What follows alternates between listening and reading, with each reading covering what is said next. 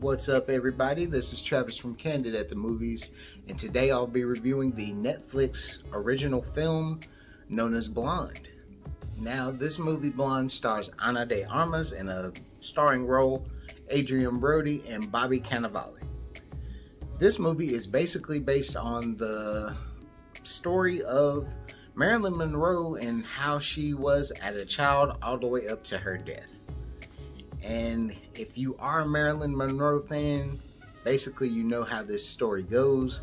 But the big thing is, for even people that don't know too much about Marilyn Monroe, outside of just a few movies and a couple of famous scenes she's in, this gives you a good idea of how and what type of person she was, and how she was portrayed by the media, in all honesty. And it's a lot to take in.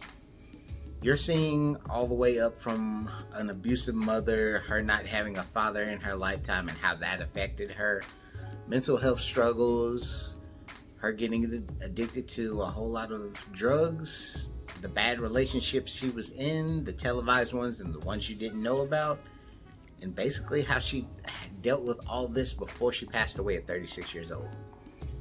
Now, I know that this movie is a fictionalized version of what actually happened because this is based off of a story, but even with it being fictionalized, you still are going to be feeling a lot of things from this movie because, as people say, old Hollywood was the best. You're seeing things go on of like physical abuse, R-word. You're also seeing stuff like some Harvey Weinstein-esque stuff, and it's not pleasant. And in this movie, especially since it's being NC-17, it's point blank brutally rough to watch. You're gonna be sitting here watching this movie like, oh my god, I'm just an hour in. I still got another hour 47. Yeah, this movie's almost 3 hours, but with everything going on in it, it's such a good portrayal of Marilyn Monroe by Ana de Armas, and I thought that she did an amazing job. I feel she's going to get a lot of nominations and awards for this role, and everyone else, even the smaller characters, are briefly seen. Everybody does a good job. You get that 1950s to 1960s flair, and it's really awesome to look at. Aspect ratio, color, all changes. You'll go from just like the 4:3 small screen, then you get a full widescreen. It changes a lot, so that may cause some issues for people if they don't like it changing, the colors changing.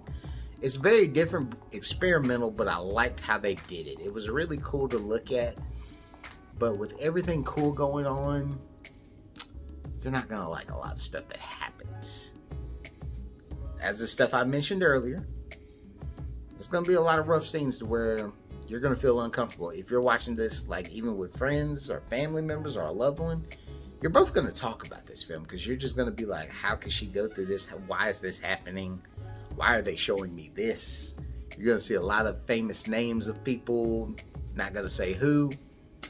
It's not going to look good in a good light. I guess you're going to be just sitting back like, oh, really? This was going on. So that was my warning. There's a lot of stuff you're going to see. You're going to even see scenes about abortion.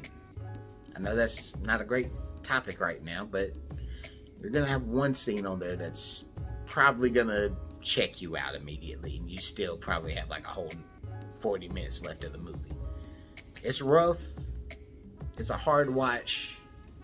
Pay attention to that NC-17 because you're gonna feel it for a little bit.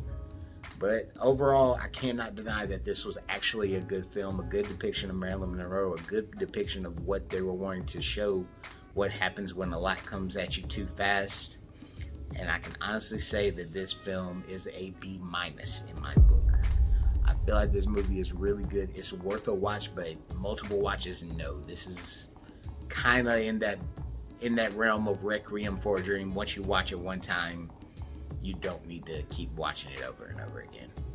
But by all means, have you checked out Blonde? Are you a Marilyn Monroe fan? What was your favorite Marilyn Monroe movie? Comment below, let me know what you think, because I really would like to hear what people thought about this film. But by all means, my name is Travis. This is Candid at the Movies. We'll see y'all on the next one.